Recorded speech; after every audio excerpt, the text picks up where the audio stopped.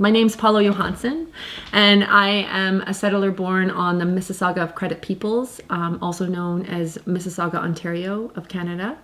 I now live and reside on the unceded territory of the Coast Salish people here on Salt Spring Island. I have a mama of 2, and I stand in my reclaiming witch self and here in front of you. And I am so deeply passionate about this organization, grassroots, that we're creating here, called Mama's Movement here with Asha. Hello, my name is Asha Marie. I come from Celtic, Nordic, and Ukrainian ancestry. I was born on traditional territory of the Blackfoot people, also known as Calgary, and have been living in the Coast Salish territory as a settler for the last 7 years with my 2.5-year-old son and partner. And feeling so passionate about this movement with the Mama's Movement and the Ancient Forest Alliance and the Rainforest Flying Squad standing for Fairy Creek Blockade. We are a media outlet, an educational source, and a resource base so people can tune into our website, mamasmovement.com, and see our first video, Arise for the Ancient Forests, which brings through a lot of the protest rallies that have come up, and to see the momentum and the passion that is building around British Columbia, as well as beautiful elders and mothers and children that are speaking up. We are giving voices to them, and have numerous films in the works as well to speak more to that. Yeah, we're now working on, we're almost finished our second, and we're also collaborating and now starting to work on our third and fourth.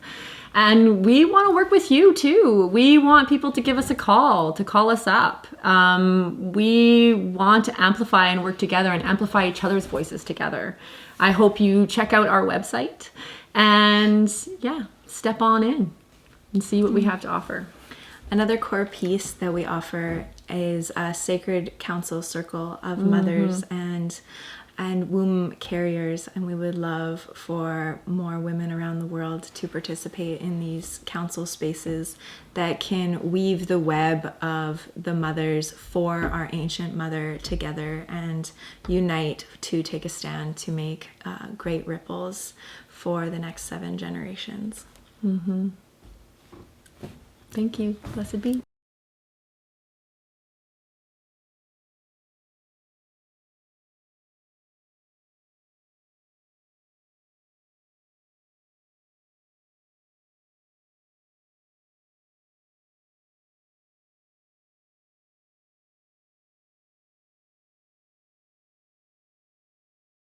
The situation is getting very serious here. We're so grateful that you're taking the time to listen and amplify this very serious situation that's happening in our ancient forests here in BC, Canada, on unceded Pacheedaht and Dididat territory. We're going to talk a little bit about how this started to happen at the Fairy Creek Blockade, and how it formed and how it started. I mean, we have here, and I think it's happening across the world, that we're still having this resource-based extraction coming in and ripping apart the land and just taking more than we actually truly need, and not taking care of the biodiversity and actually taking hold of this climate crisis that we're facing as a world. Of course, it's going to affect our economy, but we're at a place where we truly feel it's time to bring care over profit. Balancing this and listening to the ancient people and the Indigenous peoples on all lands who are speaking up for their lands and their home territories. Unfortunately, it's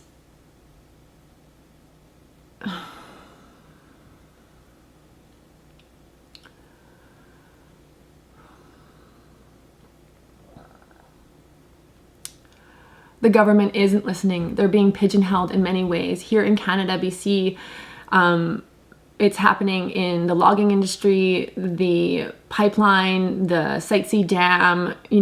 Industry is the government's listening to industry and listening to First Nations if they stand for industry and the extraction of these resources. But when the First Nations are speaking up and asking for us to care for the land, to listen to the land, to go slow and listen to the biodiversity and the needs of the whole, the voice of the voiceless, the four-legged, the two-legged, the winged ones. Mm-hmm. When we're taking the time to listen to the ancient knowledge, ancestral knowledge, living inside of these biodiverse places that the First Nations still walk to go see and still go into these holy temples, these temples of the forest that we all can actually learn from, that we all need to sit back and know that they've had knowledge that hasn't been listened to. It's ecocide and genocide, side by side. Mm-hmm. Now, the logging industry has been in trouble for years here, and they're at their last stand themselves, and they're trying to go in and get these old growth trees because they can get $1 million for a single tree. But these industries have been falling because the ways that we've been building, secondary forest and reforesting it back, they're all done in ways that are showing signs that we're not doing it properly, that we need to take the time to listen and go slow and implement changes. Which is why we have these amazing forest protectors here at the Fairy Creek Blockade. In August of 2020, a young man named Joshua Wright, based in Washington State, was looking at satellite imagery and came across seeing roads being built into the Fairy Creek watershed, which is an incredibly important ecosystem, one of the last intact watersheds on Vancouver Island and in British Columbia. And he right away got in touch with allies to defend the forest, as well as the Indigenous Pachidat elder Bill Jones, to take immediate action. And then there was a blockade that was placed, and that's where it first rooted of this movement. Mm-hmm. Bill Jones quickly, by September, made an invitation to Indigenous and non-Indigenous allies to come up and save what's left of these sacred forests, sacred for his family especially. His uncle used to bring him up there, and they used to sit at the forest, and he would teach him to listen to the spiritual qualities of the forest, ancient knowledge that would come only from the forest and only sitting in the forest, and teach him of the ways that his people could use the forest, for their resources and their needs. So he made that call, and people, Indigenous and non-Indigenous, have been supporting this blockade 100%. There is some conflict, of course. There are some of the Pachidat Nation that, are in conflict about it because their culture is, the government listens to the industry, and when the industry, and they give money to support Pachidat Nation and the Dididat Nation at this time through these industries, but the government, it's like a pigeonhole because they're not, listening to the people that are standing up saying we need to save these lands, save these old trees, save these ancient knowledges in these places where we harvest, we hunt, we fish, and it's not only the humans, they would say, it's all beings, the biodiversity that's at stake in these places.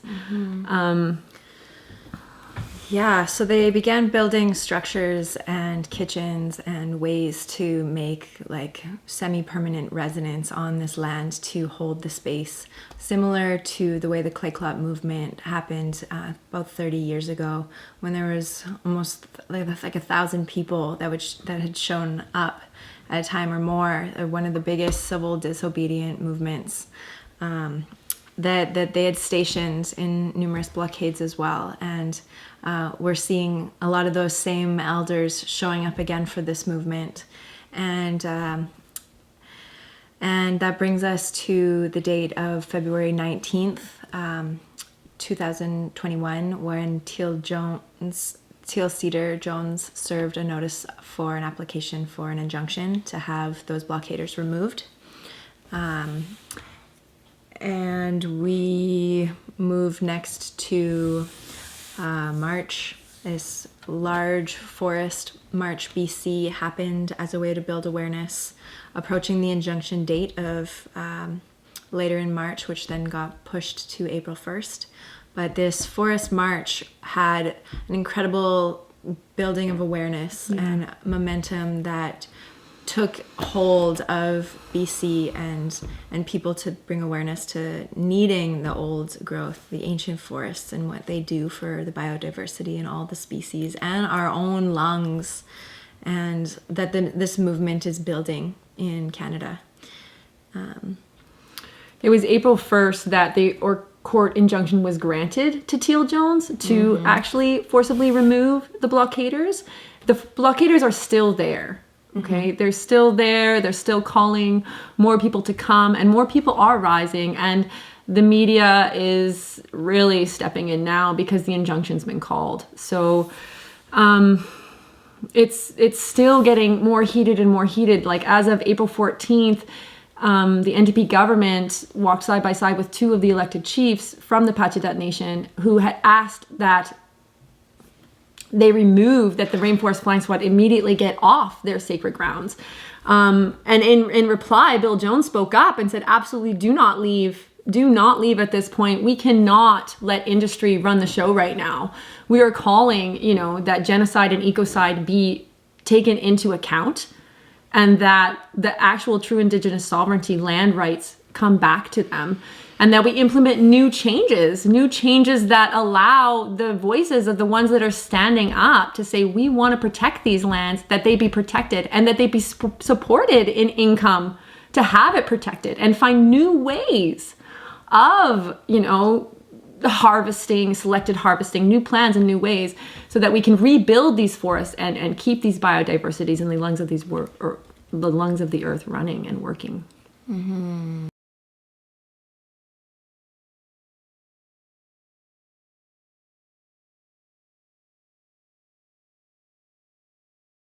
So to place us more currently, on April 28th, the Rainforest Flying Squad, alongside other organizations, filed an appeal to the injunction. On April 30th, the Rainforest Flying Squad served a third-party notice bringing the provincial government into the court case as well, so they're held accountable and responsible in these matters too. There were three reasons they did that. The first was, one, they were infringing on Bill Jones's within the Charter Rights and Freedom Act of Canada, against his cultural and spiritual needs being met of that land being the sacred land of his ancestors and his family. There were also two, the fact that they've been failed to implement the new future protection plan of the old growth that was released on April 30th, 2020. As well as what was spoken about that they were going to do in order to allow these elected officials to be in the government bodies' seats that they're in now.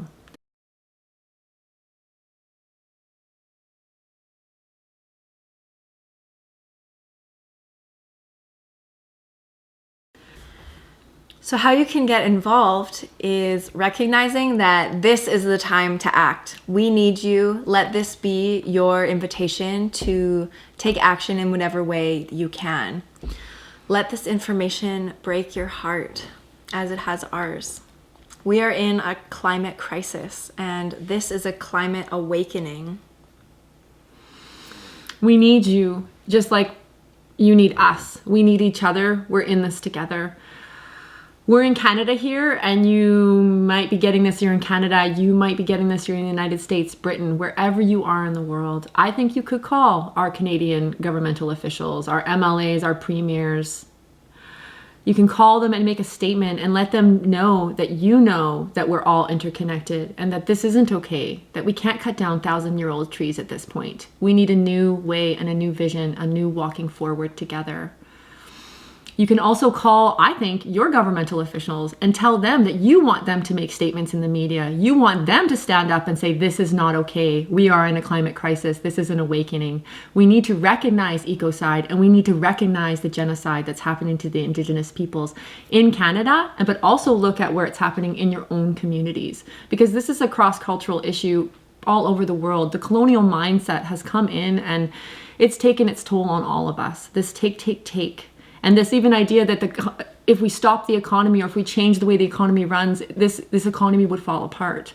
I think it's lesser than that. I think what we're understanding is that this colonial mindset and walking in the ways that we are, we're devastating this earth and devastating it for the generations to come.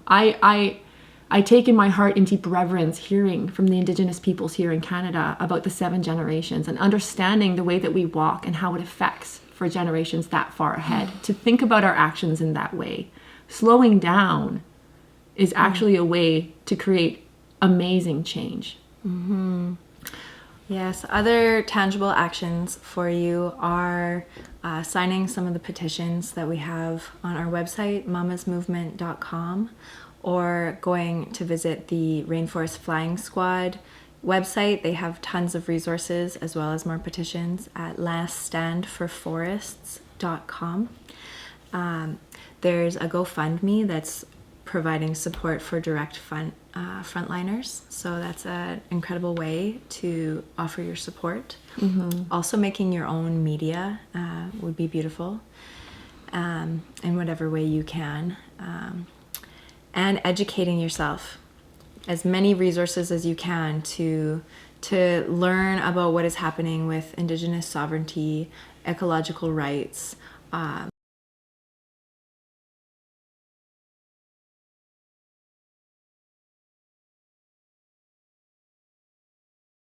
The Rainforest Flying Squad at this point, they let out their list of demands, which was just the government declare an immediate moratorium on all old growth logging, not just the Fairy Creek area, but all old growth. These were 1,000-year-old trees, and they knew the importance of holding them sacred.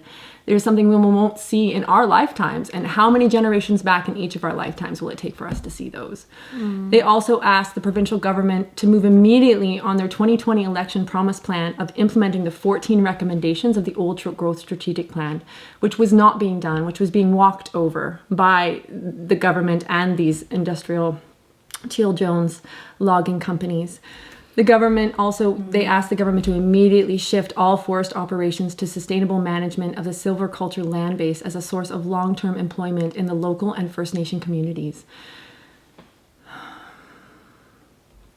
They're also asking that we move into a place where the government's also listening to saving and protecting these lands and creating economy for the First Nations through the protection